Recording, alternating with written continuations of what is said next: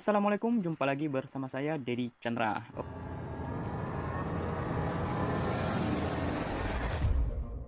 Oke teman-teman, di video kali ini saya akan nge-share kepada kalian bagaimana cara daftar seleksi P3K Guru tahun 2021 di halaman SSCASN.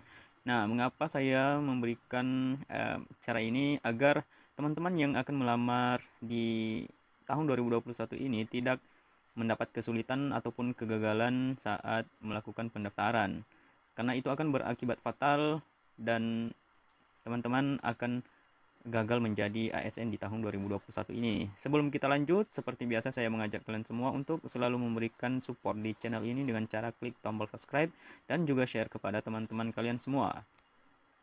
Oke, tanpa berlama-lama lagi, ini dia cara daftar seleksi P3K Guru tahun 2021 di halaman SSCASN. Cara pendaftaran. Yang pertama, kunjungi halaman SSCASN lalu buatlah akun. Yang kedua, setelah berhasil membuat akun atau kartu informasi akun, selanjutnya pilih menu P3K atau ssp3k.bkn.go.id. Yang ketiga, isikan nomor induk kependudukan atau NIK dan password yang telah Bapak Ibu daftarkan lalu klik muncul tampilan pengisian biodata. Yang keempat, untuk kolom tempat lahir dan tanggal lahir sesuai ijazah, tempat lahir dan tanggal lahir sesuai kartu tanda penduduk atau KTP, serta nama pembuatan akun terisi secara otomatis. Yang kelima, di bagian ini pelamar dibolehkan mengubah beberapa data yang dimasukkan pada tahap sebelumnya, yaitu nama sesuai ijazah, email, dan jenis kelamin. Yang keenam, lengkapilah kolom gelar depan ijazah dan gelar belakang ijazah. Khusus bagi pelamar yang tidak memiliki gelar depan dan atau gelar belakang, bagian ini diisi dengan tanda strip atau seperti ini teman-teman. Oke, yang ketujuh, isikan alamat sesuai kartu tanda penduduk atau KTP. Dan isi pertanyaan apakah pelamar sedang mengikuti program beasiswa. Oke, yang kedelapan, pilih jenis disabilitas pada menu yang tersedia. Jika pelamar memilih jenis disabilitas selain non-disabilitas, maka pelamar harus mengisi tautan video tentang disabilitas yang dipilih.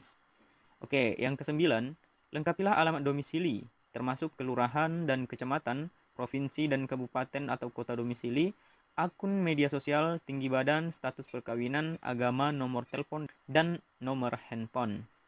Nah, sekarang Bapak Ibu diharapkan membaca seluruh informasi dan himbauan yang tercantum di halaman ssp3k.bkn.go.id sebelum melanjutkan proses login. Pendaftar harus memastikan. Nah, yang pertama, mengakhiri pendaftaran sampai tahapan terakhir atau resume agar berkas dapat diverifikasi oleh instansi. Ya, tidak diperkenankan mengubah data setelah mengakhiri pendaftaran. Ya, seterusnya perhitungan usia pada saat melamar dihitung pada waktu mengakhiri pendaftaran, teman-teman. Oke, selanjutnya memilih jenis seleksi dan mendaftar formasi.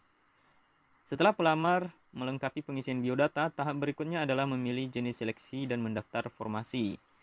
Oke, yang pertama di tampilan kedua, memilih jenis seleksi, pilih jenis seleksi yang sesuai pada kolom yang tersedia. Kemudian klik selanjutnya. Pada tahapan ini dilakukan pemeriksaan kesesuaian data di Dapodik dengan NIK pelamar. Bagi pelamar yang tercatat di Dapodik akan tampil data di sekolah, mengajar, dan instansi tempat mengajar. Sedangkan bagi seluruh pelamar yang data kualifikasi pendidikannya belum divalidasi oleh Kementerian Pendidikan, Kebudayaan, Riset, dan Teknologi harus memvalidasi kualifikasi pendidikan di halaman info GTK. Klik tombol untuk melanjutkan validasi. Proses validasi kualifikasi pendidikan membutuhkan waktu 3 kali 24 jam. Khusus untuk pelamar dari EKS kategori 2, bisa mengisi data dengan memasukkan nomor registrasi atau nomor peserta ujian pada seleksi CPNS 2013, formasi tenaga honorer kategori 2 sebelumnya. Oke, yang kedua teman-teman, lanjut ke tampilan 3, mendaftar formasi. Pertama, pilih instansi pada kolom yang tersedia. Catatan, apabila instansi yang dilamar belum muncul pada daftar, pelamar memeriksa kembali pengumuman instansi mengenai waktu pembukaan daftar instansi yang dilamar. Oke, yang ketiga, pilih jenis formasi sesuai dengan formasi yang dibutuhkan oleh instansi. Pilihan jenis formasi dapat dilihat pada pengumuman instansi.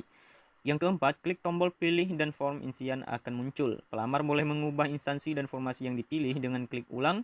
Pemilihan pendidikan yang muncul berdasarkan data validasi kualifikasi pendidikan dari Kementerian Pendidikan, Kebudayaan, Riset, dan Teknologi. Yang kelima, pilih jabatan. Jabatan yang muncul disesuaikan dengan pendidikan dan atau septik. Yang keenam, pilih lokasi formasi. Yang ketujuh, isi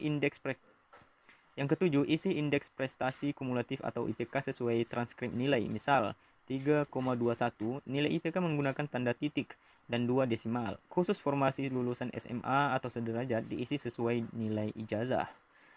Oke, yang kedelapan, isi nomor ijazah. Yang kesembilan, isi tahun lulus sesuai dengan tahun lulus yang tercantum di ijazah. Ini tahun lulusnya nanti teman-teman ada di situ, tahun lulus, dan juga bukan tahun keluarnya ijazah, tapi tahun lulusnya teman-teman. Oke, yang ke-10, isi jenis perguruan tinggi dalam negeri atau luar negeri. Yang ke-11, isi tanggal ijazah sesuai dengan tanggal ijazah diterbitkan. Yang ke-12, untuk formasi, isikan nama perguruan tinggi sesuai nama perguruan tinggi yang tersedia atau sesuai nomenklatur terbaru yang disediakan pada kolom. Khusus pelamar SMA atau sederajat, isi bagian ini dengan nama sekolah sesuai dengan data sekolah di ijazah. Oke, seterusnya yang ke-13, isi nama perguruan tinggi dan nama program studi berikut. Data akreditasinya dari BAN PT akan muncul secara otomatis. Jika lembaga atau program studi tidak tersedia data akreditasinya dari BAN PT, maka pelamar bisa mengisi secara mandiri akreditasi lembaga atau program studinya A, B, C, dan lainnya sesuai dengan akreditasi pada saat pelamar lulus. Oke teman-teman, itulah cara memilih jenis seleksi dan mendaftar formasi untuk teman-teman P3K. Dan setelah itu masuk kita pada unggah dokumen. Setelah melewati tahapan memilih jenis seleksi dan mendaftar formasi, tahap berikutnya adalah unggah dokumen. Jenis dokumen yang digunakan berdasarkan persyaratan yang ditetapkan instansi yang dilamar. Pelamar harus membaca dengan teliti ketentuan administrasi dan dokumen yang akan diunggah. Status dokumen akan berubah menjadi sudah diunggah jika proses unggah dokumen berhasil. Oke, seterusnya sebagai catatan, pelamar harus teliti pada saat mengunggah dokumen, seperti tipe dokumen dan ukuran dokumen yang dapat diunggah. Harap memeriksa dokumen yang sudah diunggah sebelum klik tombol selanjutnya. Itu teman-teman. Di sini teman-teman harus hati-hati ya, karena nanti kalau dokumennya nggak sesuai dengan yang disyaratkan oleh instansi, maka teman-teman bisa saja gagal. Oke. Seterusnya resume pendaftaran SSCASN.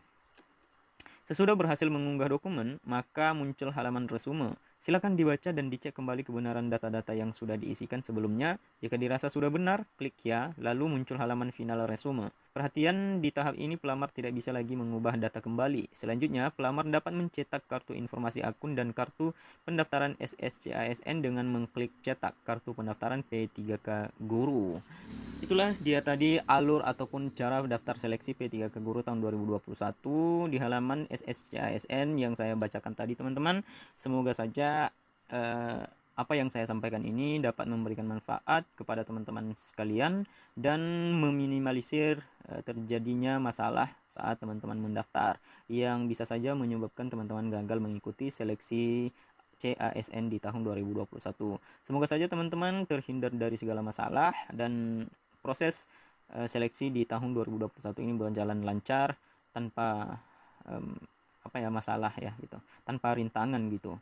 Sebelum saya mengakhiri video ini, seperti biasa saya mengajak kembali kalian untuk selalu mendukung channel ini dengan cara klik tombol subscribe dan juga share kepada teman-teman kalian semua agar mereka mendapat juga informasi penting dari channel ini.